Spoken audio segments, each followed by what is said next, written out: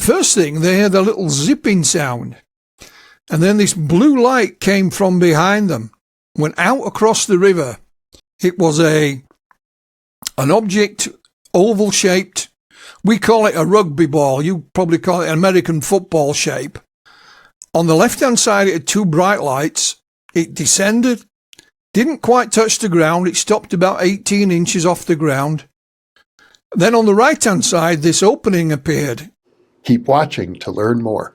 Book 4 in the new Thinking Aloud dialogue series is Charles T. Tart, 70 Years of Exploring Consciousness and Parapsychology, now available on Amazon. New Thinking Aloud is presented by the California Institute for Human Science, a fully accredited university offering distant learning graduate degrees that focus on mind, body, and spirit. The topics that we cover here. We are particularly excited to announce new degrees emphasizing parapsychology and the paranormal. Visit their website at cihs.edu. You can now download all 8 copies of the New Thinking Aloud magazine for free, or order beautiful printed copies. Go to newthinkingaloud.org.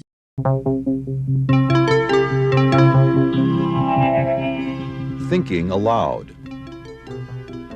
Conversations on the leading edge of knowledge and discovery with psychologist Jeffrey Mishlove.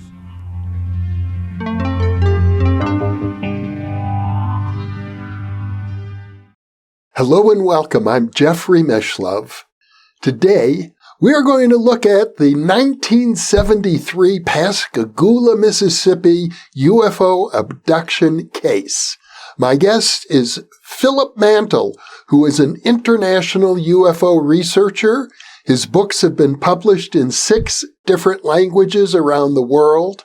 He is the former Director of Investigations for the British UFO Research Association and former MUFON representative for England.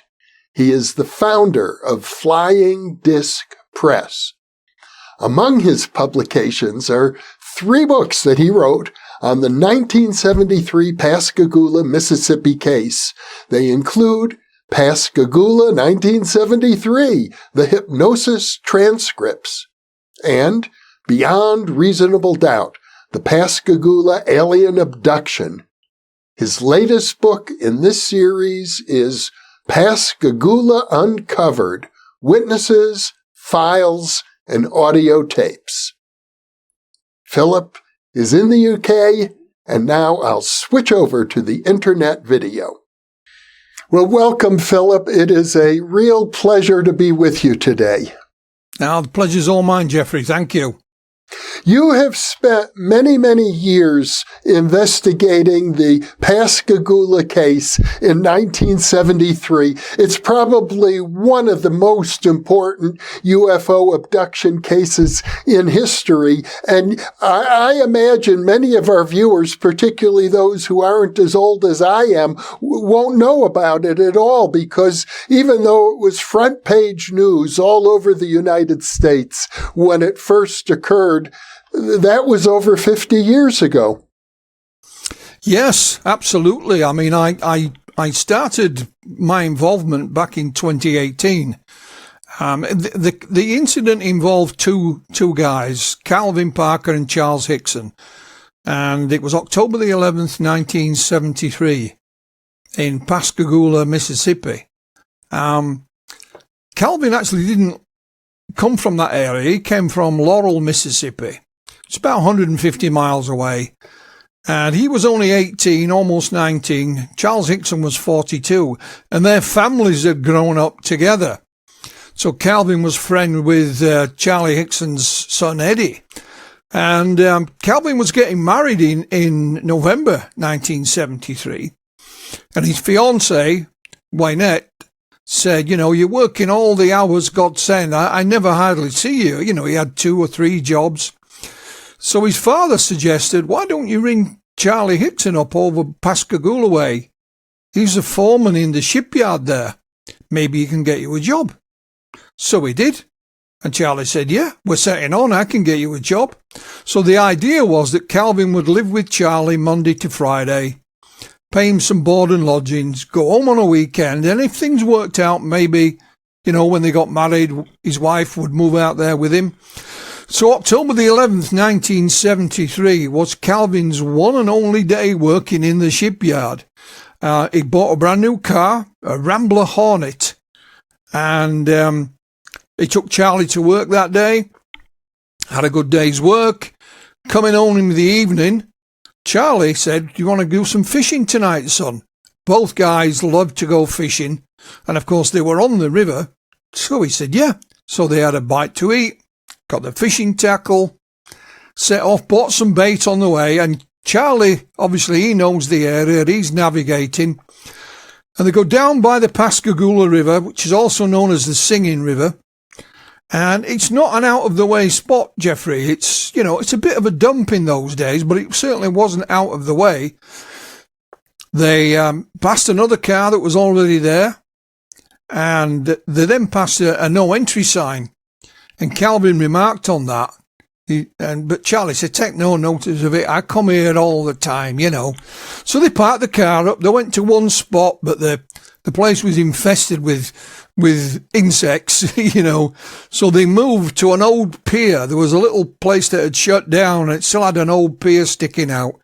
So they sat on there with their fishing rods out and in the water. And first thing, they heard a little zipping sound. And then this blue light came from behind them, went out across the river. Calvin's first reaction was, I knew we shouldn't have gone past not no entry sign. This is the police. We're going to spend the night in jail. So they both turn around. And of course, it wasn't the police. It was an object, oval shaped. We call it a rugby ball. You probably call it an American football shape. On the left-hand side, it had two bright lights. It descended, didn't quite touch the ground. It stopped about 18 inches off the ground. Then on the right-hand side, this opening appeared, and this really bright, dazzling light came out. Both men had to shield their eyes. And out of this opening floated, literally floated, three humanoid figures. Both Charlie and Calvin described them as being about 5 feet, 4 inches in height. They were bulky. They had a head but no neck. They had pointed protrusions out of the side and one out of the front. Their arms were a bit long, and they had either like pincer appendages or mittens. Their legs were stuck together. They never moved. And their skin, if that what it was, they described it as being like elephant skin, grey and wrinkly. Now, these creatures came out. Again, they didn't touch the ground. Two of them got hold of Charlie. One of them got hold of Calvin. They both said they were, scared to death. But they felt some kind of injection. And it kind of relaxed them, although they couldn't move. The only thing they could move was their eyes. They were taken into this object. Charlie went to the right, Calvin to the left. Calvin later described as being placed on a transparent table at an angle. This ugly creature, as he called it, seemed to step back, and this thing came out of the ceiling. There were no wires or anything like that. It's about the size of a mobile phone, or a cell phone, as you would call them. It stopped in front of his face and went around his head and made a clicking noise. And then back to it went from wherever it came. And then Calvin heard a noise behind him. And from behind him came another creature, but looked pretty much human, Jeffrey. She was female. And the only real difference was her middle fingers were very long. And she opened Calvin's mouth and put her fingers inside, and it hurt. And she said, he heard in his head, we're not going to hurt you. Don't be scared. And Calvin's lower clothing was removed, along with his shoes and his socks, and something was stuck in his foot. Calvin said, and it hurt. And he felt like he was almost being drained of his blood with something replacing it. So they put his clothes back on. He managed to get his composure and movement for a short while, and he got hold of this female creature around the head. And then she just pointed to the big guy. It touched him and he was frozen solid again.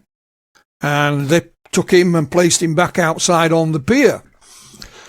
Charlie Hickson said, I wasn't on any table like Calvin. I was just suspended. You know, as literally suspended in midair. And this thing came out of the wall in front of him. This is about the size of a basketball. It looked like a big eye.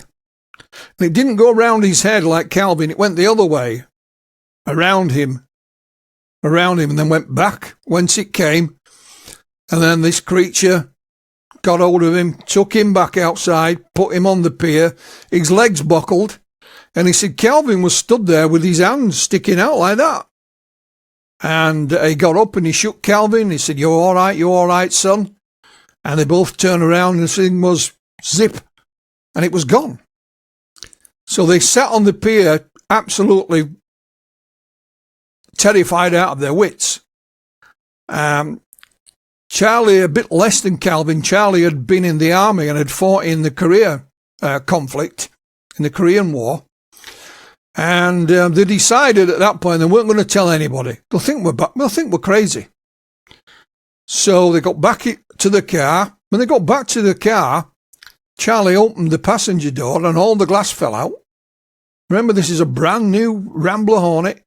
Calvin got in. He said it took me about 20 attempts to start it, but it finally cranked and he got it going. They set off to go home, and Charlie had a change of heart. He said, we got to tell somebody. We've got to tell somebody. What if these things come back and do this to somebody else? What if it's an invasion? So Calvin agreed, but on one condition. He'll say, I will admit to seeing this thing and seeing the creatures come out, but that's all. I'm going to say at this point I passed out and I can't remember anything else. So Charlie said, okay. And they pulled into a little convenience store to use a payphone. And first off, they phoned Keesler Air Force Base, which is about 30 miles outside of Pascagoula. A lady answered and she said, we don't have anything to do with UFOs these days. Ring your local authorities. So Calvin was absolutely livid. He said, let's forget it, let's go. But no, Charlie insisted. They phoned the police. The police put them through to Jackson County Sheriff's Department. And they said, right, stay where you are. We'll come and get you. So they sent a car out. And of course, the first thing they did was give him a little sobriety test. You know, can you walk a straight line and that kind of thing? And they were fine. So they escorted them into town to Jackson County Sheriff's Department. And it was Sheriff Fred Diamond and Deputy Glenn Ryder. Now, both guys were interviewed separately. And then they put both of them in a room together. And the deputy went to a desk and fiddled around in the desk and said to him, I'm just going to get some coffee, guys. I'll be back shortly. Unbeknown to Charlie and Calvin, there was a tape recorder now playing in the desk. And about 5 minutes later, the deputy came back, again fiddled inside, and they had no idea what he was doing. But he took the tape, and they played it, and they thought, we'll catch him now. They'll be laughing and joking, you know. But they weren't. It's quite the opposite. I mean, especially Calvin. He was crawling up the walls, Jeffrey. So the sheriff said, look, nothing we can do, guys. You go home. And they said, well, fine, but please don't tell anyone. We don't want this getting out. So they went home. The next morning, they got up and went to work. And as they're pulling in to work, they noticed there was one or two extra cars there, but, you know, they weren't that bothered. They had only been there 5 minutes when they're summoned to the boss's office, and the sheriff is there. And he said, what the hell have you two been doing? The telephones won't stop ringing. I've got journalists parked outside, and we can't get rid of them, can't get any work done. So they told their boss what had happened. The sheriff took them to the hospital, to the Singing River Hospital, to have a check. They were fine. And somebody mentioned, what about radiation. Well, the hospital couldn't check for that, but Keesler Air Force Base could. So the sheriff phoned the airbase, and off they went. And Calvin told me, he said they were all set ready for us. They were all in their hazmat suits. And they tested them and they were fine. Ironically, they then said, well, while you're here, gentlemen, why don't you tell us what happened last night? Bearing in mind they'd filmed Keesler Air Force Base and been given the cold shoulder. So they did. And they have no idea, but the story then was out. It went around the world, Jeffrey. And, Calvin was not happy. He was getting married the following month. He thought my father-in-law to be will think I'm nuts. He won't let me marry his daughter. And right up until the day he died, a couple of years back, he'd no idea how the story got out, but it did. Now, Calvin was severely traumatized by it, Jeffrey, but Charlie was able to handle it. And he would go on TV and speak about it and conferences and so on. And that in a nutshell is the Pascagoula story for those. Well, it's a fascinating story, and I had a most indirect tangential relationship to it because at that time I had entered a graduate program, an individual interdisciplinary doctoral program in parapsychology at the University of California, Berkeley, and I found 3 professors from different departments who were willing to sponsor me at the time. And one of them was James Harder, who was also the research director of the Aerial Phenomenon Research Organization. And he was a specialist in hypnotizing people who reported UFO contacts. And as soon as he heard the news, I think he flew right away to Pascagoula to meet these fellows. He did indeed. I mean, both Dr. Harder and the Close Encounters man himself, Dr. J. Allen Hynek, were on site in no time at all. And as you speak, it was APRO that sent Dr. Harder down there, simply because, well, 2 things really. 1, he was available, and 2, he was also trained in hypnosis. So he was sponsored by APRO to go down there. And Alan Hynek was on his way to New York to take part in a TV documentary. So they changed his flights and he was down there in no time at all. And Dr. Harder did indeed put Calvin under hypnosis. And he tried with Charlie Hickson, but wasn't successful. And the same with Calvin. You got 11 minutes, and he didn't say an awful lot under those 11 minutes. And they listened to the secret tape that was made at the sheriff's department, and they held a press conference before they went, Jeffrey, saying these guys are the genuine article, and they should be treated with respect. And not open to ridicule. So Harder and Hynek both, found the case compelling enough to go on the record in that respect. And what is amazing is APRO were one of the largest UFO groups there's ever been. And they shut down, I think it was in the 70s or the 80s. In the 80s, I think it was. Run by Carol and Jim Lorenzen.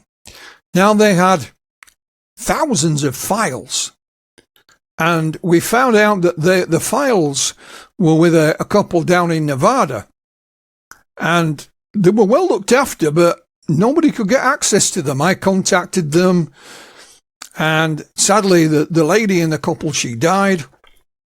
And again, I was in correspondence with the gentleman who looked after the files, and then out of the blue, he contacted David Marler in Albuquerque.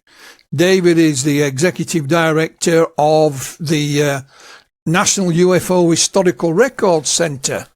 He was offered the files.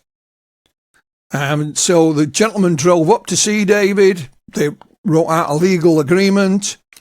He wouldn't even allow anyone else to deliver them, so that David hired him a van, and he delivered them in person. And I got an email from David because he knew of my work on this case, and he said, "Have you got these recordings, Philip?"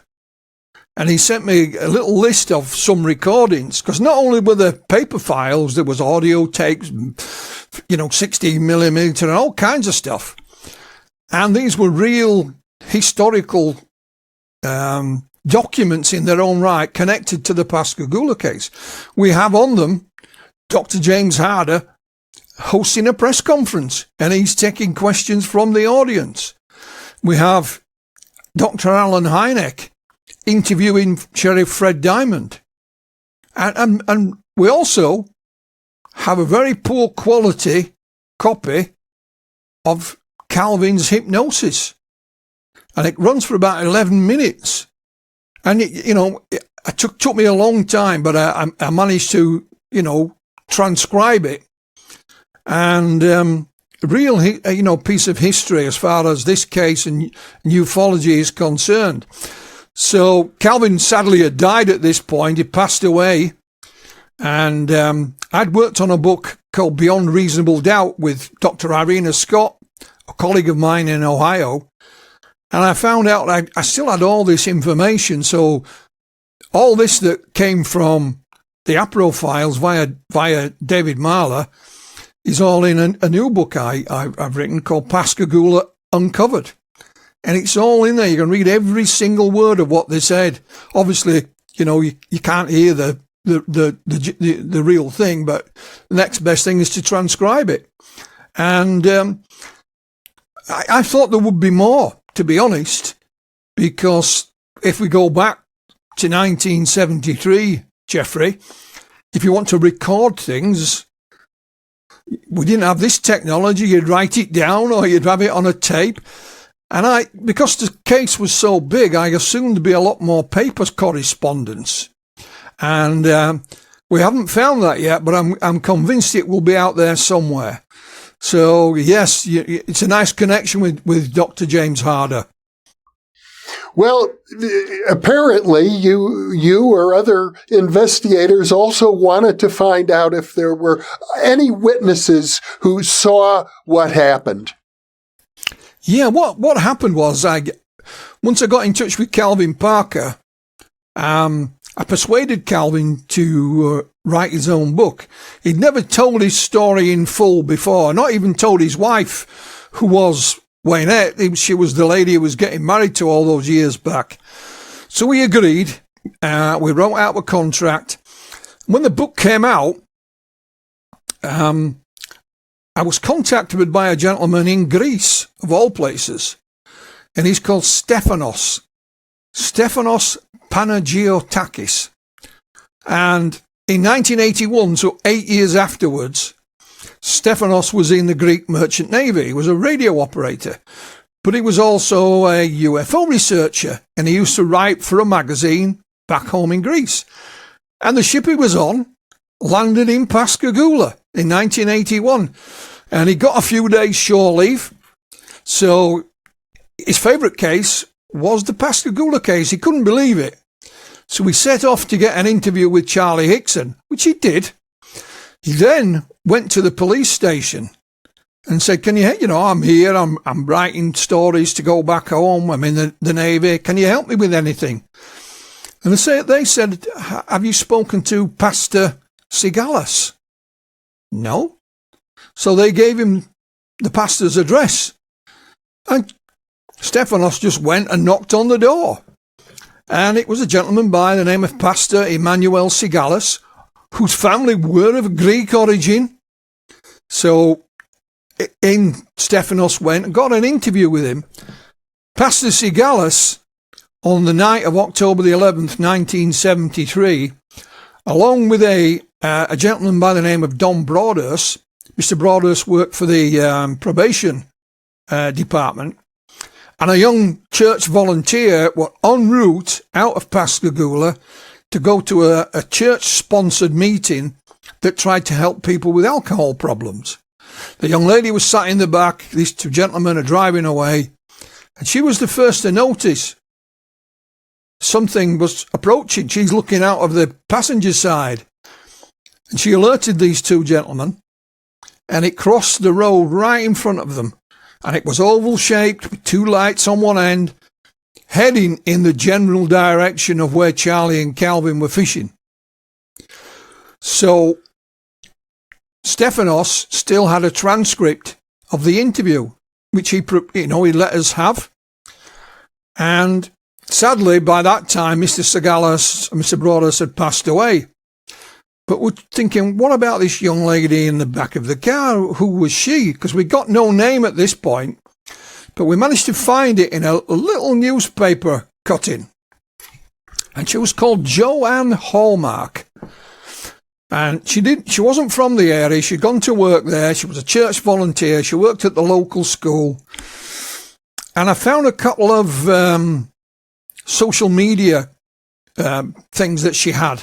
But they hadn't been used in years, Jeffrey, And I left it. I thought, I couldn't find her. I went back about, maybe a year later and looked at these social media accounts. And I saw on one of them was the name of a church. So I thought, well, I've got nothing to lose. I took that name and I just put it into Google. And lo and behold, it came up with a church that was in Maryland. And it also had its own website. So I clicked on the website. I found 2 sermons that you could download. And the gentlemen who were making the sermons were called Hallmark. And I'm thinking, no. Is it her sons or is it, maybe her husband? Now, the church had an email address, just a general thing, info@church, whatever. So I sent them an email. Said, I'm looking for this lady. I didn't tell them what I was after. I just said she worked in Pascagoula with Pastor Sigalas, etc. And I said, if she's still there, could you pass my email on to her, please? About 3 or 4 weeks later, the reply came in. There was Joanne Hallmark. So I thought, well, I have to tell her now what I'm, about. I'd got an old black and white photograph of her as well. So I sent that and she replied, confirming everything. She gave us a phone number and she sent us an up-to-date photograph as well. She was rather, pleasantly surprised when we sent her the black and white one. So she was interviewed by my colleague, Dr. Irina Scott. We'd started to work together on this. And hey presto, we got a new witness to these events. We know there was 1 or 2 at the time because they appeared on the local news media. But this lady had never spoken to anyone ever before. And it kind of surprised us, but with hindsight, probably it shouldn't.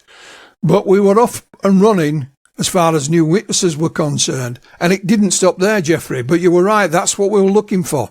I understand, of course, there was an adverse witness as well, somebody who was working on the bridge nearby that crossed the river and supposedly had a view of everything and said he didn't see anything.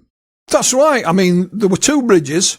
Like I was saying, this place where they were fishing wasn't out of the way. It was just a bit of a dump, It's not now. It's all clean and tidy. So you had Charlie and Calvin on the river. There was a bridge to the left and a bridge to the right. One was for the railway, one was for cars. There was houses and commercial properties behind them. And on the opposite side of the river, of course, was the shipbuilding. And the bridge that let the cars over was a toll bridge. So you had to pay a toll. And that was manned 24 hours a day. And the toll bridge gentleman who was on duty that night went in the local newspaper and he said, I never saw anything, blah, blah, blah. But a few years later, a UFO researcher managed to get his address and wrote to him. And he wasn't as dismissive as he was in the newspaper. He was saying, well, there wasn't much happening at that time of night, so I was busy doing something else, basically, just keeping myself occupied.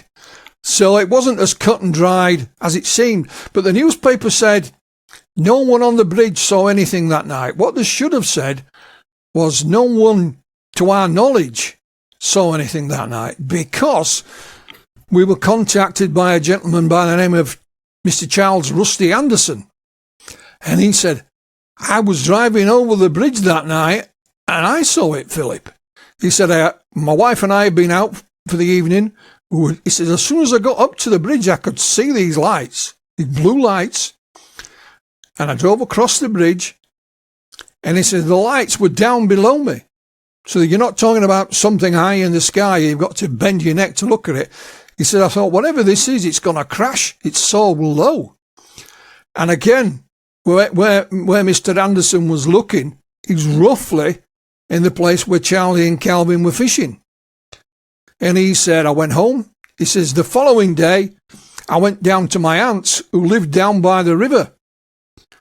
And he said, before I could say anything, she said, you'll never guess what I saw last night. So Mr. Anderson was on the bridge that night in his car and did see these blue things. And this is a little curious thing as well, Jeffrey. We made a documentary, and Mr. Anderson was one of those interviewed for it. And he has a Facebook page, and he just put a little notice on it saying, I've been interviewed, about the UFO. And there was a few comments, and there was one from a lady who said, I saw that thing that night. So I contacted her. She was called Pamela Rayleigh Eves. And she said, I lived the other way, about a mile down the other side of the river. And she said, I was putting my children to bed. And I went to close the curtains. And she said, our house looks out over the river. And I could see this blue thing. So, but the interesting part is that she was actually the cousin of Mr. Anderson. And neither of them knew of each other's sighting. So that was very curious.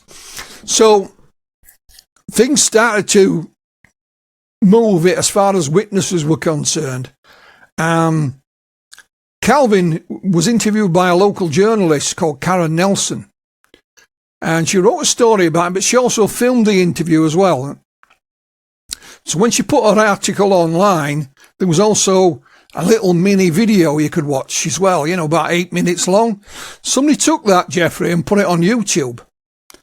And I was reading some of the comments underneath it. And there was one comment said, my mum and dad were on the opposite side of the river that night, and they too saw the UFO. So I found this person, and I said, could we speak to your mum and dad? She said, I'll ask. She came back and said, yes, here's their telephone number, and it's Mr. and Mrs. Maria and Jerry Blair. So I phoned the Blairs, spoke to both Maria and Jeffrey. Maria was the spokesperson. Jeffrey was a quiet guy. And she said, my husband worked offshore. The company he worked for used to service the oil rigs out in the Gulf. And he went down to the river to get a boat to take him out to work. But his boss hadn't turned up. It was late. She said, so we're sat in the car just waiting for him. And she said, all of a sudden we see this blue thing coming down the river. And it, again, not up in the sky, low level. It stopped opposite them. She said it seemed to be either looking for something or didn't know where it was. Now, she knew the area. She knew there's no airstrip there or any helicopters or anything. And it was about this point they decided to get out of the car, walk down this little pier to the boat. The boat was there, just no boss, and put her husband's belongings on it. As they did, it's dark, but the moon is shining. She said there was this almighty splash in the water next to her. And these are her words, Jeffrey. She says, out of the water came this grey man. And it stood right up to her face, nose to nose, and then went back in the water and was gone. She run like hell down this pier, threw her husband's stuff on it, and she said this was about 9 o'clock at night. She then turned round, ran back down, got to the car. It was now midnight. It's not a 3-hour run back to the car, So she says the next day we see Charlie and Calvin's story on the news. She didn't say anything. She waited while her husband came home a few days later, And he said, don't tell anybody. Not a sausage. So we had another couple of witnesses here. I passed them on to Dr. Scott, who kept in touch and interviewed them more.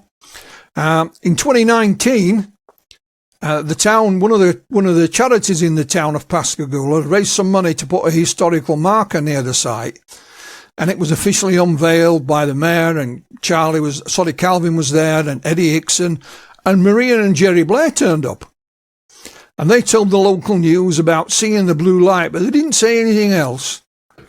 They met Calvin and his wife Waynette, became friends with them, and then Jerry took ill. And I mean seriously ill. And he was in the hospital.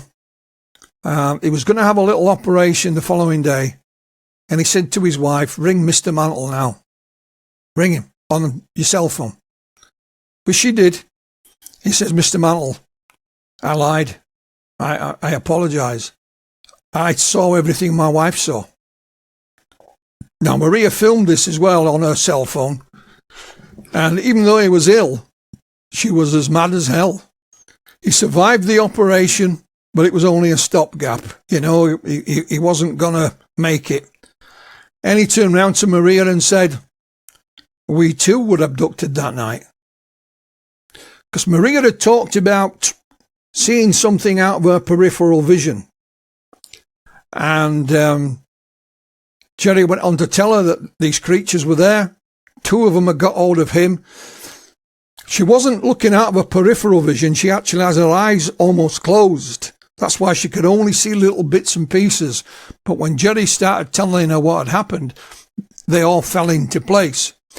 And like I said, even though he was terminally ill, she was as mad as hell with him. And bit by bit, he told her more and more and more until he passed away. And so we thought, well, Calvin felt vindicated. You know, now we move on in time, and Maria Blair knew that Calvin had undergone hypnosis in the past. She asked about hypnosis, which we declined to begin with. But then she came back and we said, okay, we'll see what we can do. I found a professional hypnotherapist in the area, a lady by the name of Crystal Slaughter. Crystal said, I'll even go to the client's house if it's easier for them. We didn't tell her what we wanted, you know, we just said, do you do regressive hypnosis? She said, yeah. So we organised it to take place at Calvin's house. She turned up. I had it filmed as well. We just gave the hypnotherapist a date, a time and a location. And she put Maria under hypnosis. Quite a long story short, Jeffrey, Maria said that these creatures were after her eggs. You know, that's what they were interested in. And they wanted to make creatures that could live amongst us and not be recognised. And what she then went on to say afterwards, in her opinion, was that they were the target that night, her and Jerry, not Charlie and Calvin, because they were supposed to be at that location at that time. Whereas Charlie and Calvin had only decided to go fishing on their way home from work. They were kind of like collateral damage, so to speak, you know? So, and we were amazed at all this. Absolutely amazed. Now, when we made the documentary, Maria was in between moving home and we just couldn't quite get hold of her. So she didn't appear in it, although another one we did, she did. But so there was a lady in the area called Chelsea Norton Prince. Chelsea runs the Ocean Springs Historical Society. Has an interest in the case. They have a Facebook page. She'd met Calvin and bought a book off him. So I asked Chelsea, I tried to get hold of the cameraman again that we'd used, but he was just too busy. I said, have you got an iPhone? She says, yeah. I said, well, will you film an interview with Maria for us? Because we don't actually we've got a hypnosis film, but not her standing there telling the story. So she agreed. I sent her some questions. They set a date and she started filming. Now, one of the things I asked Chelsea to ask Maria was, when did you first meet Calvin Parker? And I just wanted Maria to confirm the first time she met him was when they had the official unveiling of the historical marker, because I just wanted that confirming. And in her Mississippi or Southern accent, she said, I first seen Calvin when he got abducted. And she went on to say, I could see what was happening on the other side of the river. Not just the blue light, but she said, I thought it was men. You know, I thought it was men. Something to do with... She said, I didn't know anything about UFOs or aliens or anything like that. So, once we'd viewed this iPhone film, I sent Maria a message and I said, I just wanted to confirm if this was accurate. And she said, oh, yes. Yeah, that's when she saw it. And again, you know, didn't really know what to make of it. In other words, she witnessed it from the other side of the river. Yeah, because what is interesting, just to give you an idea, Jeffrey, a few weeks after Maria's hypnosis, we put Calvin under hypnosis with the same lady, same cameraman. Now the lady knew the subject matter, of course. We couldn't hide that. So I gave her a few questions to ask Calvin. And I said, the first question I want you to ask him is, as he sat there with his rod in the water, can he just describe the scene in front of me, please? So she asked the question. Calvin said, yeah. There's a boat going along. He even read the name on the side of the boat, you know, the company name. There's the bridge, there's another bridge, you know, there's the shipyard. And right at the end, Jeffrey, he just says, oh, and there's two figures on the other side of the river. And if you don't listen to it carefully, you miss that. It's kind of a little throwaway comment he makes. And I asked the question, is that Maria and Jerry Blair? I don't know. We'll never know. Or is it someone else? I don't know.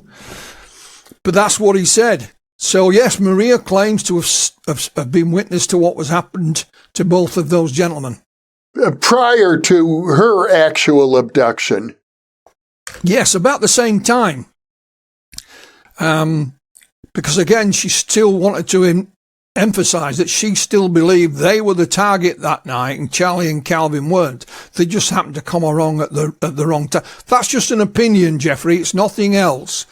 But Maria has also gone on the record and said, I've had contact with them since, and I've had another sighting of the object some years later in another town nearby where she lives. While she was out driving with her granddaughter one evening. And she's queried about going under hypnosis again, which we haven't sort of talked about. That might happen in the future, we don't know. Well, it seems to me that her case is of particular interest because the sense of certainty that she had that they were waiting for her, as if they already knew who she was, as if maybe she'd had some prior experiences, although unconscious. Yeah, I mean, you're spot on there, Jeffrey, because she believed that what her husband Jerry told her, although he didn't, emphasize it, was that things had happened before and he was just trying to protect her. That's why he didn't tell her anything. I mean, they had two daughters, and it was their daughter who made that comment on YouTube. Both daughters knew about the UFO sighting, the blue thing, but nothing else. So they haven't even told their daughters, both of whom were, adults now, of course.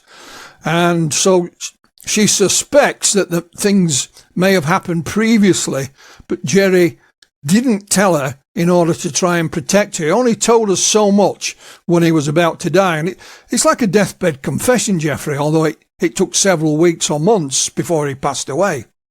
Well, did they provide details regarding what happened during the abduction? A little bit,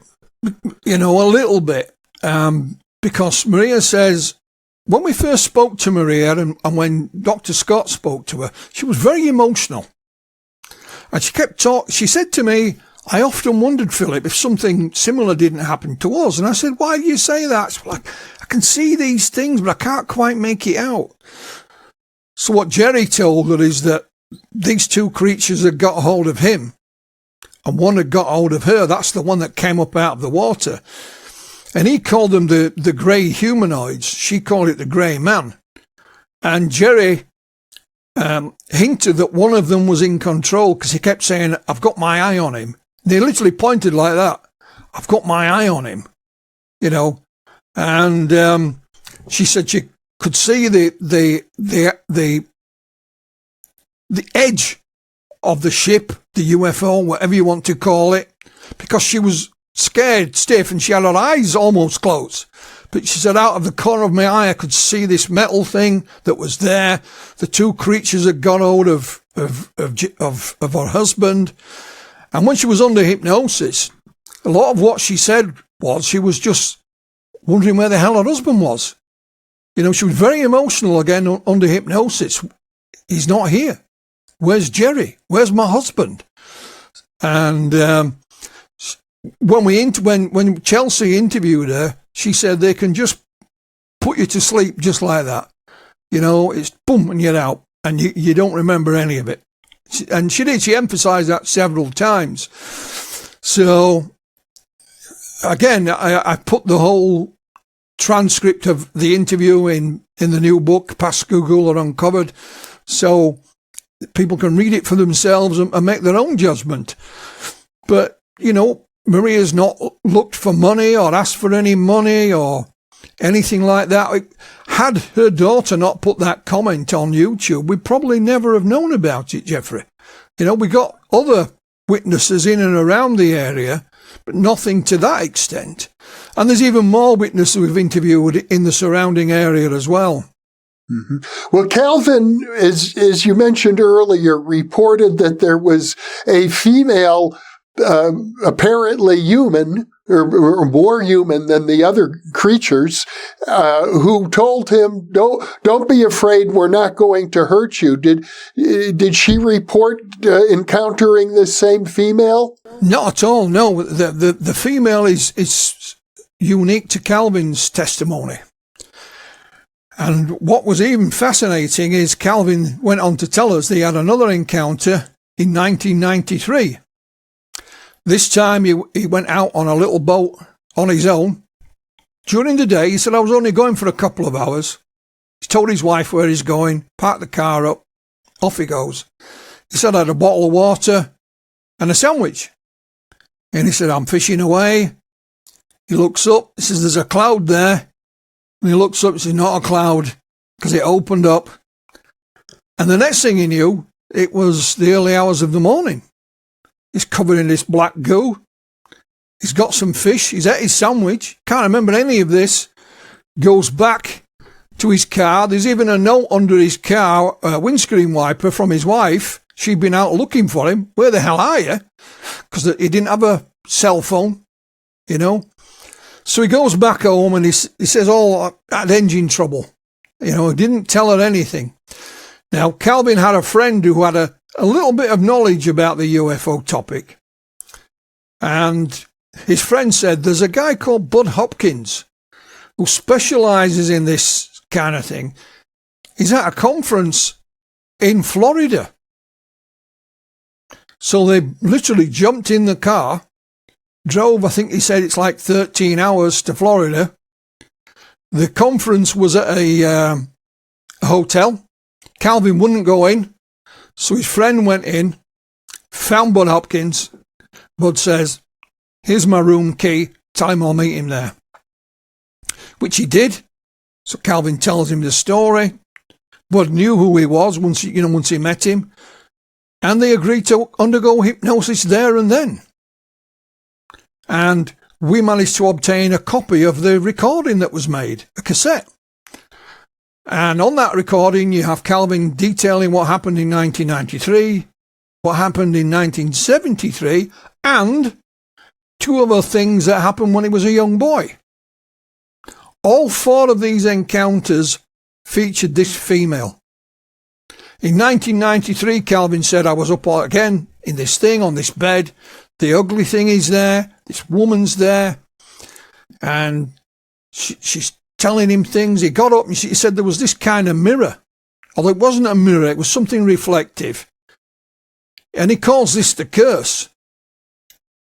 He says, she showed me things about mankind, the past, the present, and the future. And the future wasn't rosy. It was death and destruction and war and famine worldwide. That's why he called it a curse. And he said, all these little pieces of like lightning things, little sparking objects flew around this room, and he's having to duck out of the way. And Calvin said, I've had enough of this. And he got hold of this creature, and he's bashing her head against the wall.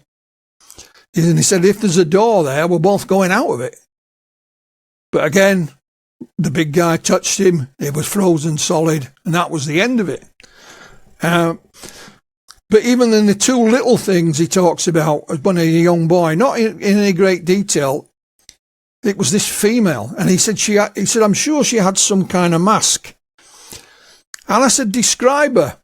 He said, well, all I can say is, if you saw her in a bar, you'd buy her a drink. You know, she was pretty, she was attractive, you know, to this skin-tight suit on, if you like. But he said, I'm sure what I was seeing was a mask, you know. So she was the common denominator. None of the others saw this lady, but Calvin did. And after Calvin passed away, I was doing a search online, and I found a website that had been set up in the 90s by a local journalist. Hadn't been used in a long time. It had a couple of interviews embedded into it, a couple of police officers who'd seen something in the area, and presto, there was a little video of Calvin.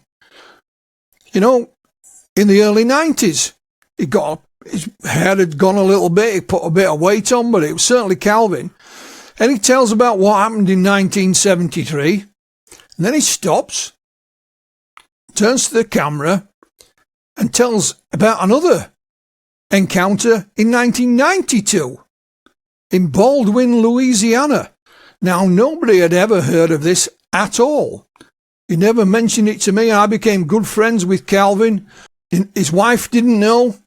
Nobody had ever heard about it. I found a conference proceedings from about the same time where Calvin writes a piece in it. He's supposedly going to be a speaker at this conference, and he's telling everyone, I'm going to tell you the big story. I'm going to reveal everything. Of course, he never appeared at the conference.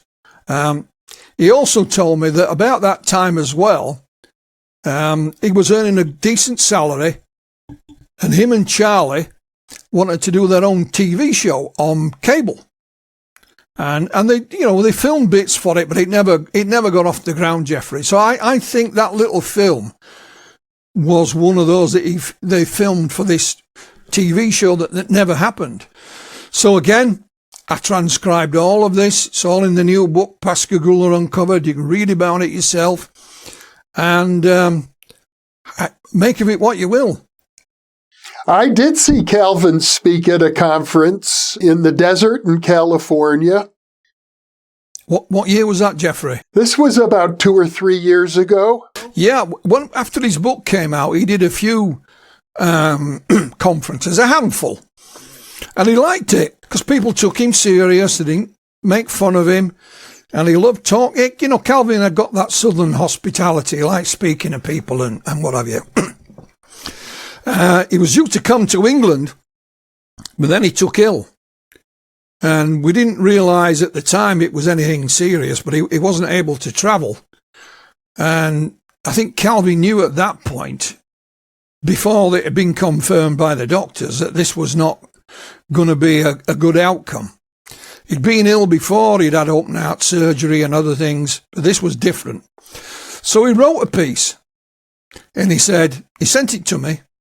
And he says, do not publish this until I die. I said, okay. So I put it in a folder and left it there. Of course, when he passed away, I read it, and this is Calvin's take on what happened to him and and what have you. They're his last words, so to speak. And again, they're featured in full in the new book. And it's rather moving, you know. He blamed Charlie for letting the story out in the first place. But I think he was wrong. Because another gentleman contacted us. It's called Mr. Van Payne. Mr. Payne said, I think I was the first person to interview Charlie and Calvin. I'm a journalist. So he said, I got a tip-off from the sheriff's office about what was happening. He said, by the time I got there, they'd gone. So he said, I went to the sheriff's office the next morning and they weren't there. They were at the hospital. So he said, I went to the hospital and they'd gone. And I was told they'd gone to Keesler Air Force Base. So he drove to Keesler Air Force Base, waited outside. And he actually got Charlie and Calvin as they came out. And they initially said no. But then they agreed to be interviewed on camera, so long as their faces weren't to the lens. So they stood with their back to the camera, this gentleman in between them, he's facing the camera, and the microphone was going backwards and forwards. And that's the first television interview anyway. But the point is, he got a tip-off directly from the sheriff's department. It wasn't from Charlie. So I think Calvin was a bit wrong in that respect. And not only that, Mr. Van Payne still had the film. And he provided us with a copy. But what is interesting as well, this was originally 16mm film, Jeffrey, not video. So you couldn't record over it. He then went on to say, well, I interviewed this other guy. And this was a gentleman at the local civil defence force. He was their meteorological officer. I can't remember his name off the top of my head, but he actually got something on radar that night. So Mr. Van Payne goes into his office with all the gear around it and interviews him there, and we have that. And he said, and there's another one. He said there was a local taxi driver claimed to have seen a UFO land and this creature come out. He just forgot that his friend was parked behind him, and his friend says he didn't see anything. There was nothing there. It was a hoax. So we have that. So we have all these 3 interviews on this one piece of film, and we have a digital copy of it. So a piece of, again, ufological history, like the stuff we talked about with Harder and Hynek from APRO. And again, I transcribed all that. I've got pictures from it, all in the new book. Well, one of the things that you and I discussed a little earlier is that the description of the creatures with the pointy protrusions from where ears might be and where the nose might be and no neck and, if I recall correctly, no mouth. This is very unusual, and all of the hundreds of UFO sightings and non-human intelligence descriptions that we have in the literature, it seems relatively unique. It is absolutely unique, and I first read about the case back in the 1980s in a magazine, and the thing that stuck in my mind was these creatures, the shape of it. And of course, we didn't have this technology in those days. Searching for things is much easier today. And one of the things we have done is try to see if we can find a case that has any similar creatures. And we can't, to the best. We never say that there isn't any. What we say is, to the best of our knowledge, there isn't. And if anyone knows differently, please get in touch. We'd love to know. But not even in the science fiction literature at the time. I mean, on TV in America was probably The Outer Limits. Here we had Doctor Who, and none of the creatures looked anything like. They were all men in suits, pretty much, most of the monsters. So there was nothing that we could say, well, this is similar or that's similar.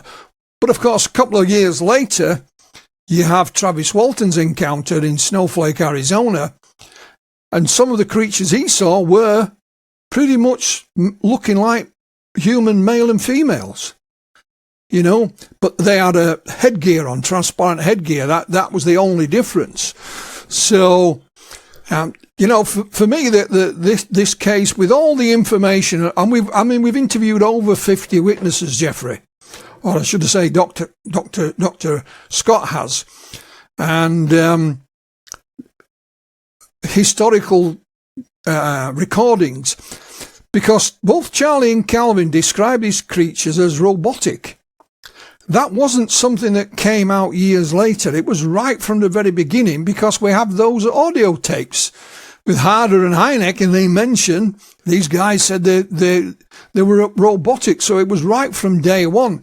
And the reason for that is because they never made a noise. They couldn't hear them breathing, no eyes, no mouth. They moved in a mechanical manner as far as they were concerned. It is only their opinions, nothing more. But in the 1992 encounter in Louisiana, it still puzzles me why Calvin never mentioned it. He has them as like workers, and the woman is in charge. He meets them again. And the reason they are here is to try and help mankind, because their race of beings, wherever they come from, have already gone through planetary catastrophe. They've made all the mistakes, so they can help us not make them, so to speak. And that's what Calvin's opinion was, in his final words, which is not too dissimilar to what Charlie believed. Charlie never had another encounter. He became like a contactee. He got messages from the creatures, and he believed something big was going to happen worldwide, and he'd be a part of it. He did have another sighting, but no more encounters of that respect. So they weren't too different in that respect. But those were Calvin's final words, and this creature said they were going to try and help mankind. Now, what about the woman? Do you know of other sightings that involve a human-like female? Like I said, there's Travis Walton. That's a couple of years later. There was male and female. There's a very famous incident here in the UK, but that was a male. It was a police officer called Alan Godfrey, and it's late 1980. He's on patrol in his police car. He's been on night patrol.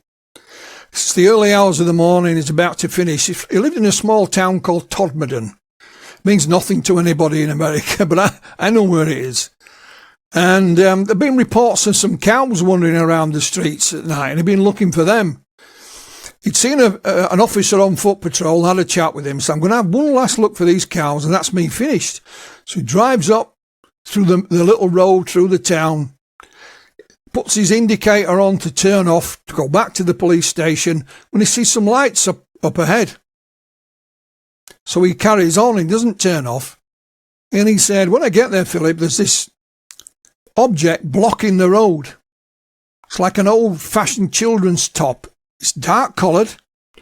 It's got a bank of panels across the top. And the bottom part is spinning. So he stops the patrol car, tries to radio back to the station. He can't get through. So he takes his clipboard out and starts to draw it. Bear in mind, the patrol car is stationary at this point. This is the next thing I remember. I'm several hundred yards down the road, driving the patrol car. No recollection of starting it up again. He turned round and this thing had gone. But he noticed on the road it was dry, and it had been raining through the night. There was a dry patch on the road. When he got back to the station, he was late. And he had a burn mark on the instep of his left foot, and his police boot was split. So he reported it. His name is Alan Godfrey, police constable. The next day they asked him to write a formal report, which he did. Cutting a long story short, 6 or 7 months later, he was teamed up with some UFO investigators. They hired 2 psychiatrists to put Alan under hypnosis. And under that hypnosis, he sees 2 types of creatures. One he kind of repels from. So they've got a head like the old-fashioned light bulbs. And then there's a man in a white robe. He's got a little skull cap on. He's got a little white beard, and he calls him Joseph. And there's even a black dog. So there's no woman, but there is a man. You know, it looks just like a man in a white robe. And Alan, to this very day, you know, he said, Philip, if I had a brick, I could have thrown it at that thing and it would have gone clunk. You know, and I've seen the hypnosis tape, you know, and it is fascinating. So there are other accounts where human-like beings have been reported, but I don't recollect any from before Calvin. There may be. It turns out I've done some interviews recently that do involve a lady. One very well-known case in the United States with a fellow named Chris Bledsoe, who talks about regular contacts with a female being who appears in orbs. And there's another case it's written about in a book called The Mojave Incident, in which a couple were driving down the highway in the desert in Nevada and were abducted, and a very frightening case. And again, there was a woman aboard who said, "Don't worry, we're not going to hurt you."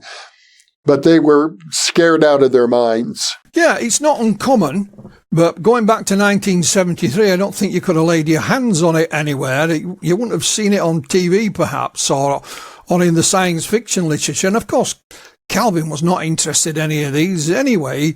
He was working 3 jobs just to try and get married. That's one of the reasons why Calvin didn't want the story to get out. He thought, they'll never let me get married. You know, they'll think we're nuts. And there was a big discussion at the time. The arch debunker, of course, in those days was Philip Klass. Yes. And Philip tried to get involved in the case. And both guys, right from day one, said, we'll have a polygraph. No problem. Now, the polygraph was arranged, but when it was arranged, Calvin was taken ill. He'd gone back home. He was in hospital. But Charlie said, I'm here. So he had the polygraph and he passed it. And it was released into the news media. Philip Klass found it odd that the polygraph guy wasn't a local man. He came from New Orleans, which was, 60, 70 miles away. What we found was, Klass also claimed that this gentleman wasn't qualified. Well, what I found was that the 2 local companies that did polygraphs were asked if they'd do it. One says, I am not getting involved with any of this UFO nonsense. No, thank you. The other one said, I'd happy to do it, but we only give polygraphs to people of being accused of a crime. These gentlemen haven't been accused of anything. Now, when the incident took off, when it happened, they were working in the shipyard. The shipyard owner said, you can use, if you need him, you can use my attorney. He's there if you need him. Just so happened this attorney knew a company in New Orleans that did polygraphs, amongst other things. They're called the Pendleton Detective Agency. And he phoned them up, and they'd even do it for free. So they sent a gentleman called Scott Glasgow, who was qualified. He just hadn't received the paperwork, but he was more than qualified. Not only that, Scott Glasgow was extremely skeptical, and he ran the test 3 times. And every time Charlie passed it, and it irritated him to release that, but he'd no choice. Now, I also found that the Pendleton Detective Agency was still in business. So I wrote to them, not email, the old-fashioned way, and they responded and they confirmed that this, that, the other, you know. So Philip Klass never even bothered contacting them. And I found Philip Klass's file. He has a big file on this case. And all he's trying to do, Jeffrey, is throw mud at it. He's not trying to research it. And you know as well as I do, if you throw enough mud, some of it sometimes sticks. And he couldn't find anything wrong with it. You know, as simple as that. I'll give you one little story that Calvin told me. It's the one and only time he met Philip Klass. Charlie was doing a TV show. And he asked Calvin if they could meet. Not for him to go on it, just meet up. So Calvin said, okay. And Charlie told him there's a scientist going on this show with him, and it had been arranged by a local journalist. So when Calvin gets there, the TV show has been cancelled. And he's no idea what's going on. And so he asked Charlie, so what's the matter? He said, well, this scientist won't go on with me. So the journalist, trying to calm things down, takes all three of them over the road for some dinner. Do you think, so if I can buy him a dinner, we can still go back and do this, you know. Calvin's oblivious. And so he says to this guy, why won't you go on TV with Charlie? He says, because he's lying. So Calvin was a tough guy. He didn't mind a fight. Now, Calvin didn't mind if you didn't believe him, Jeffrey. But if you accused him of lying, you were in trouble. So Calvin told Philip Klass in no uncertain terms, I won't say the exact words, but if you call me or my friend a liar again, I'll punch your lights out, basically, you know. And Calvin said, we went home that night with no dinner, you know. But he said, I don't mind he said, I can understand why people don't believe me, Philip. But calling me a liar is a different thing than saying I don't believe you, you know. And so that was the one and only time he met Philip Klass. And so that, again, I found that Philip had interviewed Scott Glasgow, and I have a transcript of it from his own files. All that, again, is in the new book. It tells you, it ties the loose ends up, so to speak. Well, Philip Mantle, this has been a fascinating excursion into one of the most important cases in UFO history. You've done a very commendable job over many years tracking down so many witnesses, so many documents, so many recordings. I can only commend you for the work that you have done, and thank you so much for spending time with me. Oh, thank you. My pleasure. Thank you. And for those of you watching or listening, thank you for being with us, because you are the reason that we are here.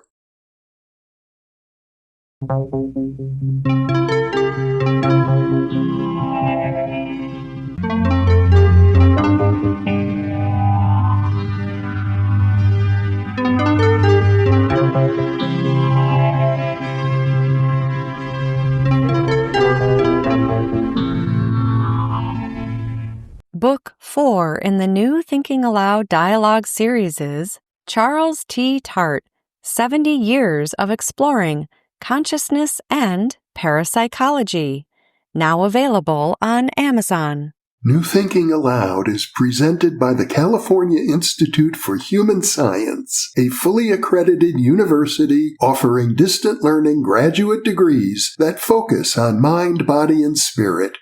The topics that we cover here. We are particularly excited to announce new degrees emphasizing parapsychology and the paranormal. Visit their website at cihs.edu. You can now download all 8 copies of the New Thinking Aloud magazine for free, or order beautiful printed copies. Go to newthinkingaloud.org.